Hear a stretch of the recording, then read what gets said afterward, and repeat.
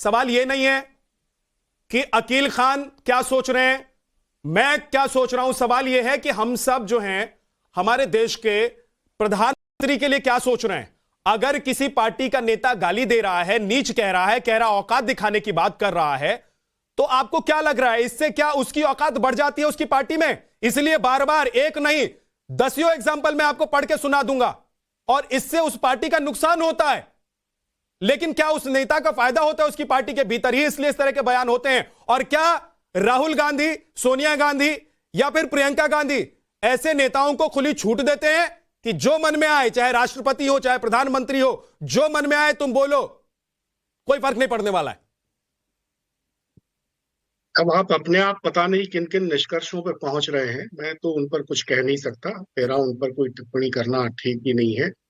ये आप की समझ और आपके विवेक और आपकी बुद्धि का प्रश्न है। रह गई बात प्रधानमंत्री जी के सम्मान की, तो प्रधानमंत्री जी का सम्मान सभी को करना चाहिए और हम सब लोग करते हैं, और उनकी शान में कोई गुस्ताखी नहीं होनी चाहिए, इसमें कोई दो मत थोड़े हैं। अब ये जो मूल विषय आपकी आज की बहस का है वो ये है कि औकात शब्द का इस्तेमाल कर लिया। मैं आपको एक बड़ा मशहूर शेर है, आपने सुना होगा उर्दू का, वो सुनाता हूँ। मिला हूं खाक में ऊंची मगर औकात रखी है, तुम्हारी बात थी आखिर तुम्हारी बात रखी है। तो इस शब्द का इस्तेमाल गाली के रूप में नहीं होता है, ये मेरा निवेदन है। तो मेरी गुजारिश ये है कि शब्दों का चयन करते वक्त राजनीतिक सावधानी बरतें, लेकिन शब्दों को लेकर बेकार के बतंगड़ खड़े करने की कोशिश भी नहीं होनी चाहिए। पंकज जी, यहीं पर मेरा एक सवाल है, एक सेकंड पंकज जी, मैं माफ कीजिए, मैं आपको बीच में रोक रहा हूं। यहीं पर मेरा एक सवाल है कि अगर किसी भी पार्टी के नेता को पता है, उस पार्टी को पता है कि वो कोई भी इस तरह की बात करेगा और उसका बवाल होगा और उससे उसका नुकसान फायदा होगा, तो फिर नेता ऐसा बोलते क्यों है? मैं तो कह रहा हूं ना, अब जैसे मणिशंकर अय्यर जी ने जो कहा, अब उनकी हिंदी इतनी अच्छी नहीं है कि वो समझ सकें कि इस शब्द का लोग क्या अर्थ निकालेंगे। लेकिन ये हिंदी अच्छी नहीं होने का रोना कब तक और कौन कौन रोएगा? हिंदी भाषी नहीं है। हिंदुस्तान में कोई कहे, उन्होंने जिस तरह कहा उनको नहीं कहना चाहिए था। मंच पर खड़ा होकर या मीडिया के सामने खड़ा होकर कुछ बोल रहा हूं और मेरी हिंदी अच्छी नहीं है, और उस शब्द का मायने इतना खराब हो कि भाई उससे पता चल जाता है कि आपकी इंटेंशन क्या है, पंकज जी, उसको कैसे भूलेंगे आप? मुझे नहीं लगता कि उन्होंने इस इंटेंशन से कहा, लेकिन मैं कह रहा हूं ना कि कुछ शब्द ऐसे हैं जो समाज में जिनका अर्थ रूढ़ हो गया है, वो उसी तरह से लिए जाते हैं, तो उनका इस्तेमाल करने में सावधानी बरतनी चाहिए। लेकिन मीडिया को खासकर ये एक कंसेशन देना चाहिए कि क्या इस शब्द के पीछे, कहने के पीछे भावार्थ वही था।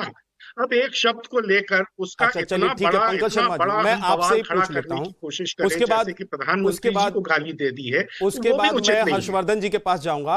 आप दोनों पत्रकार हैं और मुझे एक चीज बता दीजिए, अब राजनीतिक विश्लेषक हो गए हैं आप, लेकिन मुझे एक चीज बता दीजिए कि इस शब्द का अगर कोई मायने नहीं है, कोई मतलब नहीं है, तो फिर कांग्रेस के इतने बड़े नेता, गांधी परिवार के इतने करीब नेता क्यों इस्तेमाल कर रहे थे, क्यों जाया कर रहे थे? वैसे भी तो कहते हैं ना भाई कि भाई शब्दों को जाया मत कीजिए आप, तो क्यों जाया करते हैं वो? नहीं, तो मैं तो कह रहा हूं ना कि उनको इस शब्द का इस्तेमाल नहीं करना चाहिए था। इस शब्द का इस्तेमाल करने में सावधानी बरतनी चाहिए थी, क्योंकि इस शब्द का लोग जो है वो अनर्थ निकालते हैं। ठीक है, हर्षवर्धन त्रिपाठी जी, बिना मतलब का बवाल हो रहा है और उनकी नहीं समझ में ये बात आई। कह रहे हैं कि भाई शब्द का कोई ऐसा अर्थ नहीं है कि आप बवाल करें, इसका कोई अर्थ ऐसा है जिससे प्रधानमंत्री को बुरा लगे या देश के किसी व्यक्ति को बुरा लगे कि उनके प्रधानमंत्री को किसी ने कुछ गलत बोल दिया है। देखिए, प्रधानमंत्री को बोल दिया तो प्रधानमंत्री तो कहते हैं ना कि हम तो दूसरे की गालियां जो होती हैं उसको हम सीढ़ी बना लेते हैं, पत्थर जो है उससे ऊपर चढ़ जाते हैं। अब दुर्भाग्य ये है कि हम लोग कई बार ना, मैं जो बार बार कह रहा हूं कि एकेडमिक बहस अलग होती है, बयानबाजी अलग होती है। हम अगर कहें कि किसी नेता की राजनीतिक औकात नहीं है, राजनीतिक हैसियत नहीं है, तो उसके मायने निकलेंगे, एक पॉलिटिकल टिप्पणी हुई है। लेकिन अगर हम ये कह रहे हैं कि आपको औकात दिखा देंगे, दोनों में बहुत फर्क है। भाषा जानने वाले लोग जानते हैं कि भाषा बोलना, भाषा वही शब्द कैसे रंग बदल देती है, उसका अर्थ बदल जाता है।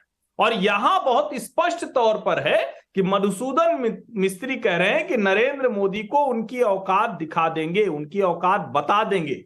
वो कभी नहीं मानते थे। मैं आपको बता रहा हूं कि मुख्यमंत्री बनने से लेकर करीब 14 साल मुख्यमंत्री रह गए, 8 साल प्रधानमंत्री रह गए, लोकतांत्रिक तरीके से लगातार प्रचंड मैंडेट के साथ। लेकिन एक कुंठित वर्ग है, एक खींचा हुआ, सत्ता से दूर होने वाला वर्ग है जो कुछ भी बोलता है। और ये कोई बहुत ऐसा नहीं है कि कोई नई बात है, हमने क्या क्या सुना है। अब मौत का सौदागर भी किसी को नहीं पता है, जहर की खेती अब एक बात बताइए, में निकाल देगा, कहेगा भाई जहर की खेती हो रही है, इसका भी कुछ अर्थ निकाल दिया जाएगा।